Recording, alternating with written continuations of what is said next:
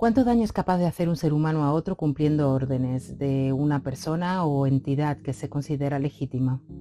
Según la conclusión máxima del experimento en la Universidad de Yale del psicólogo Stanley Milgram, es sencillo ignorar la responsabilidad individual cuando uno es únicamente un eslabón intermedio en una cadena de acción.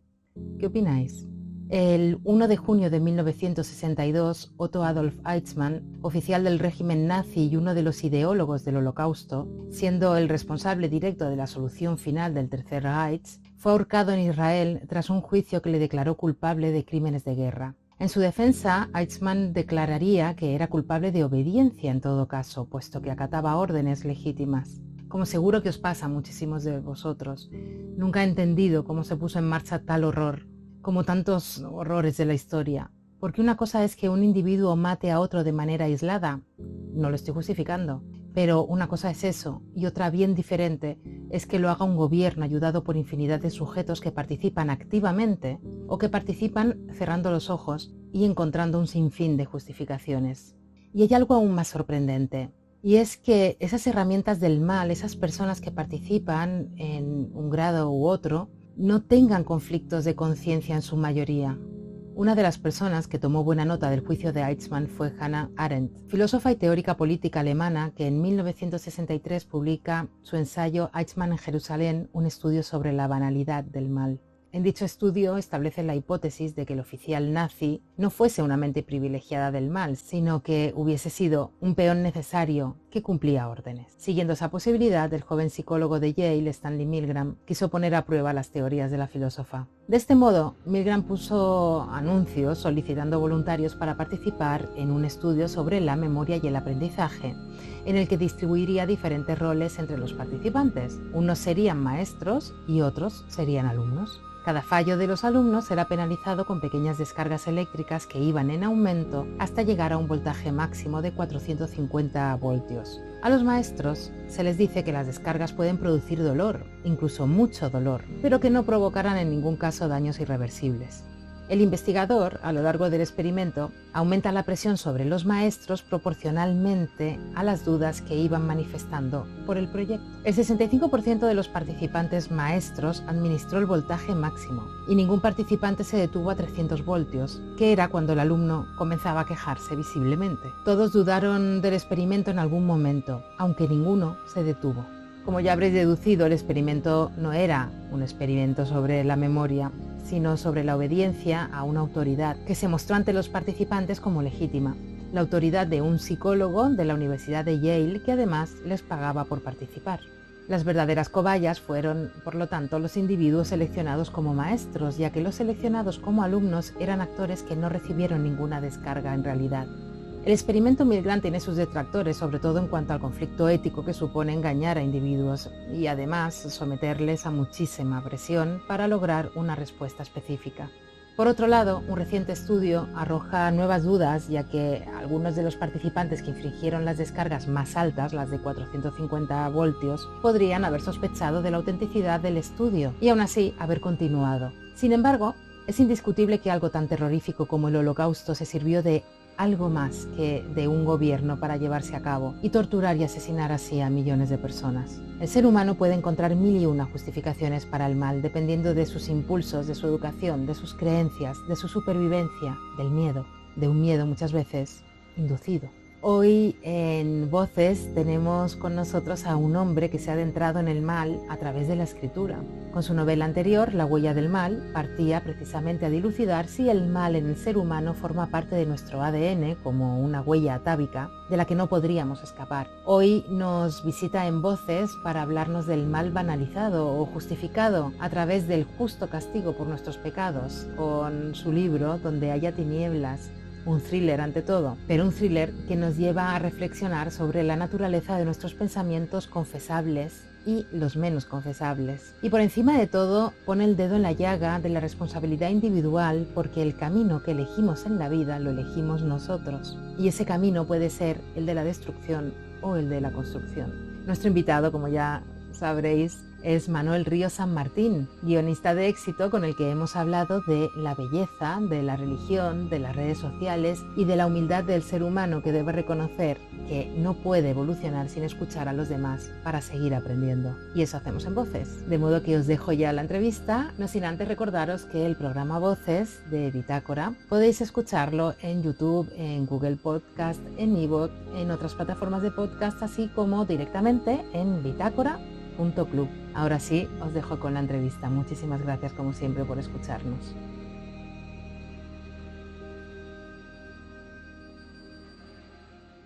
Hoy tenemos con nosotros a un guionista, director, productor, escritor, que nos va a hablar del mal, del pecado y de la culpa, nada más y nada menos. Tenemos con nosotros en Voces a Manuel Ríos San Martín. Bienvenido. Encantado de estar con vosotros. Acabas de publicar un libro donde haya tinieblas, y antes ya de entrarnos en esas tinieblas y en todo el simbolismo que encierra, tenemos que empezar por la portada.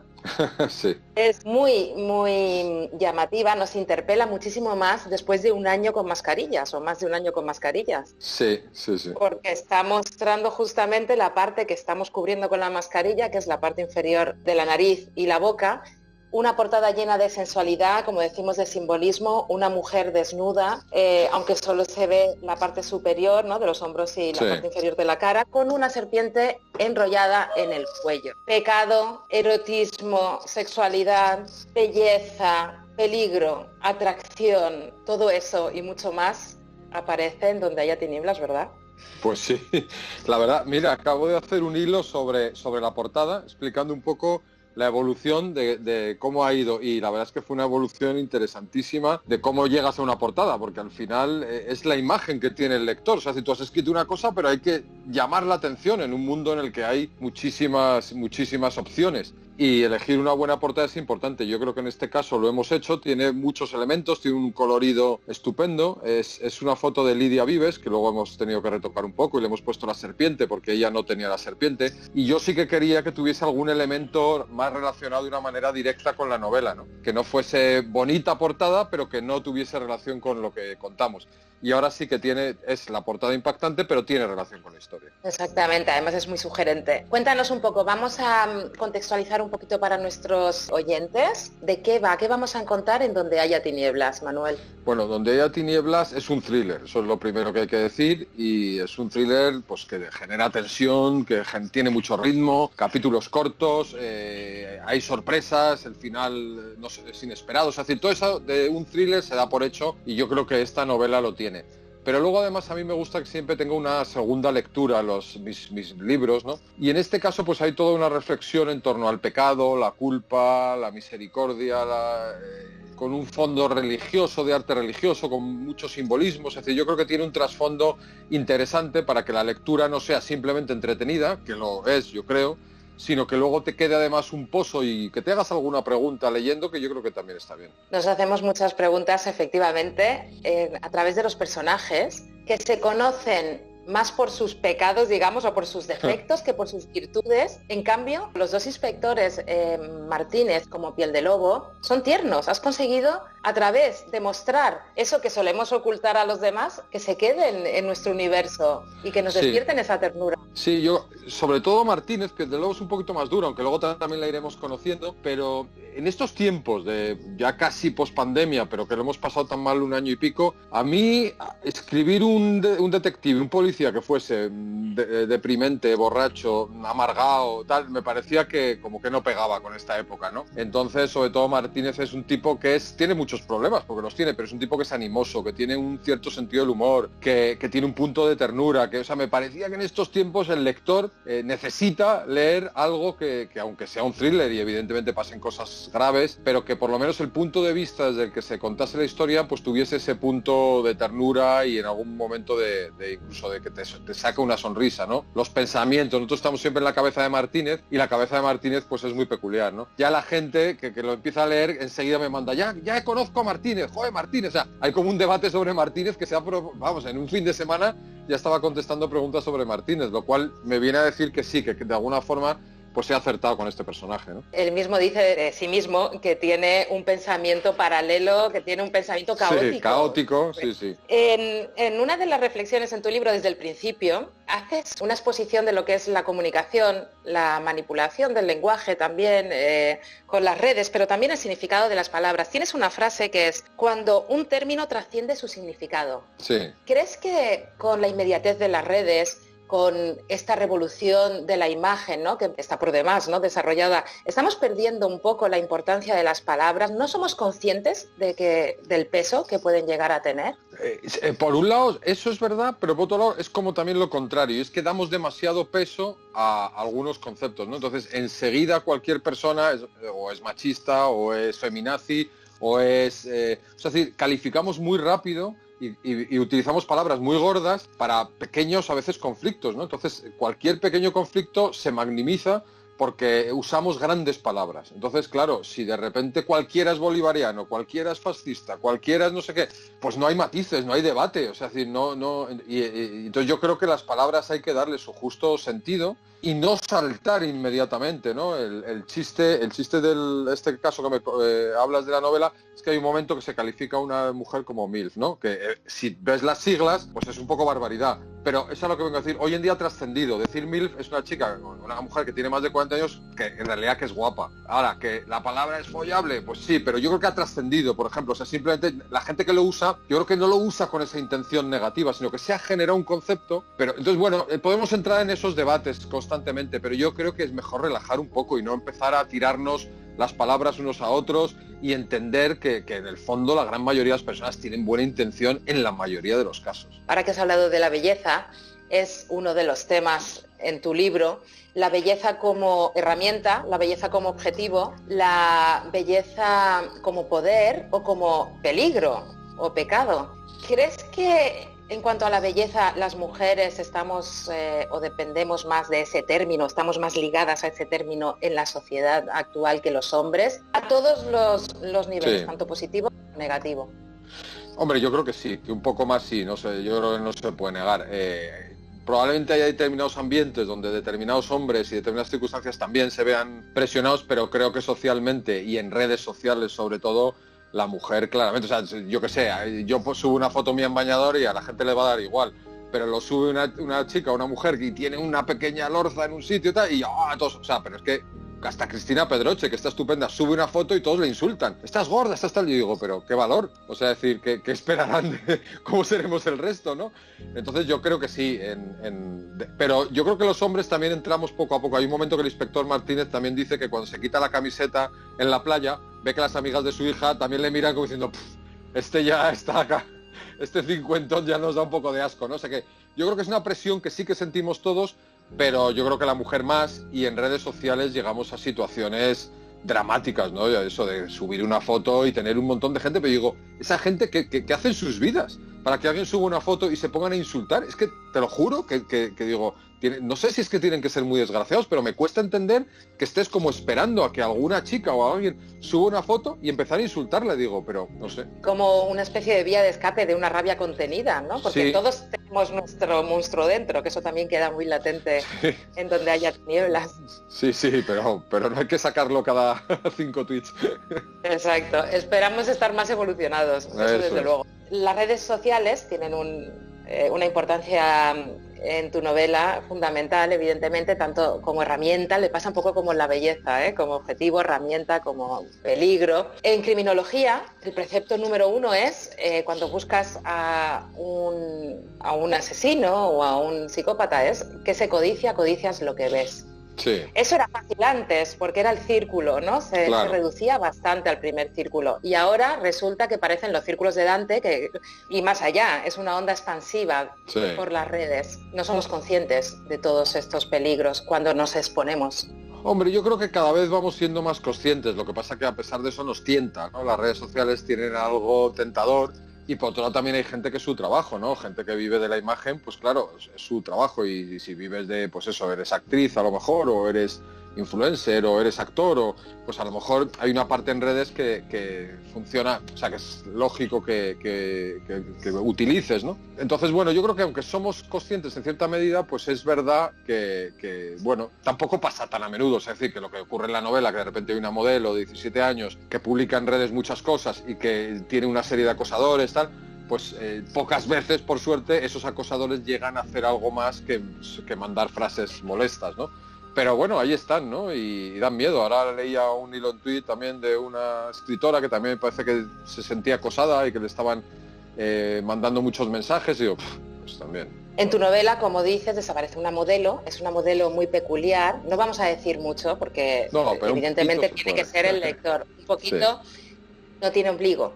Esto tiene una psicología religiosa, para que la pille un poco. Claro, ¿qué mujer no tuvo ombligo en la historia de la humanidad? Y qué hombre. Y ahí da una pista para... Y la novela juega mucho a que Martínez tiene una educación religiosa y Piel de Lobo no, ella tiene 30 años y no tiene esa educación religiosa. Entonces hay cierta, por un lado, muchas discusiones y también una cierta comedia, ¿no? Hay un momento que le regala una Biblia a ella como diciendo, es que no sabes de lo que estamos hablando, entonces infórmate un poco, y le regala una Biblia un poco con mala leche. Pero ella se lee la Biblia y le da la vuelta a los argumentos, y unos días después se lo ha leído y entonces dice, oye, esta interpretación machista de la Biblia, de que la mujer la hemos sacado de la costilla del hombre y no sé qué tal... O sea, que está bien, porque ese juego de feminismo, machismo se mantiene en la novela.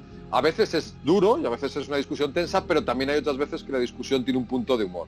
Y les hace evolucionar, porque al fin y al cabo se van abriendo el uno al otro.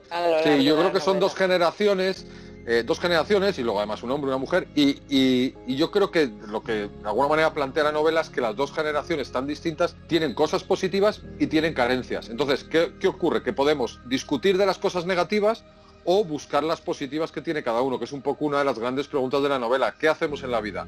¿Fijarnos en lo negativo, en lo que nos separa, que es un poco lo que hacemos o lo que hacen sobre todo los políticos y de alguna manera nos influyen, o fijarnos en lo que hay de bueno en cada uno de nosotros y fomentar eso, sabiendo que evidentemente hay cosas que no están bien? Algo fundamental también en tu novela son los espacios. Hay un viaje físico para dilucidar pues las pistas, ¿no? Y para contrastar y bueno, ir descubriendo las cosas que van pasando. Y también hay un viaje en el tiempo, porque las piedras hablan. Parece que tú... Sí. Eres una persona muy influenciada por los lugares o algunos lugares con cierta energía, con cierto poder, ¿no? Que te despiertan después las temáticas pues, para escribir. Sí, en la anterior novela, La huella del mal, era Atapuerca, ¿no? Los yacimientos de Atapuerca, que evidentemente tiene una fuerza increíble, ¿no? Desde hace más de 1 millón de años se están encontrando huesos de los primeros humanos, ¿no? Y en esta novela, pues efectivamente, me he ido a un punto de vista religioso, ¿no? Si la otra trataba el mal desde un punto de vista más biológico, más de si está en nuestro ADN desde la prehistoria, aquí se introduce el concepto de pecado, de culpa, ¿no? Un concepto más religioso, y nos movemos en algunas iglesias y en algunas sobre todo representaciones de pinturas, relieves, y entonces bueno, juega de una manera muy simbólica. La religión en su origen era muy simbólica, hoy en día todo eso se ha perdido un poco, pero es muy interesante recuperar ese simbolismo para contar una historia. Porque no deja de hablar de nosotros mismos también. Estemos de acuerdo o no con lo que puede representar en un momento dado, es una manera de conocernos a nosotros mismos. Sí.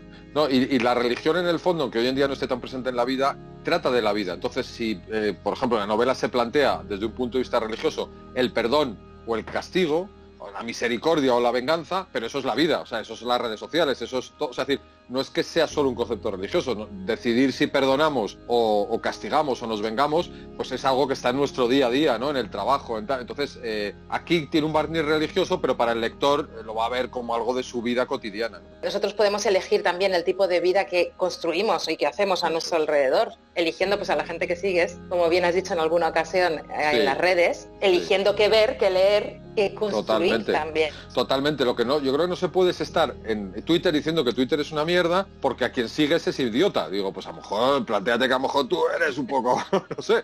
O sea, sí, y entonces yo siempre digo, las redes sociales están muy bien si sigues al adecuado.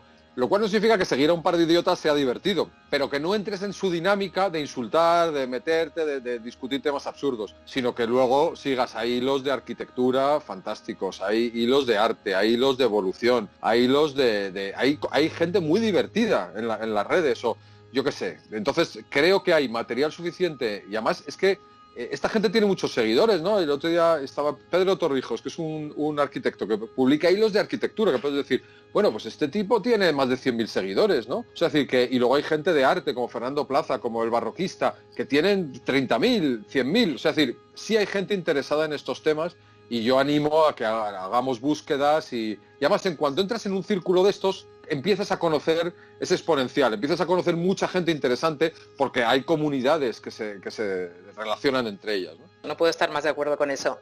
Ya para acabar, tengo 9 preguntas, micropreguntas, Vale. para que respondas. Si no quieres, pues pasa. Lo intento. Obligado. Pasa palabra. ¿Vale?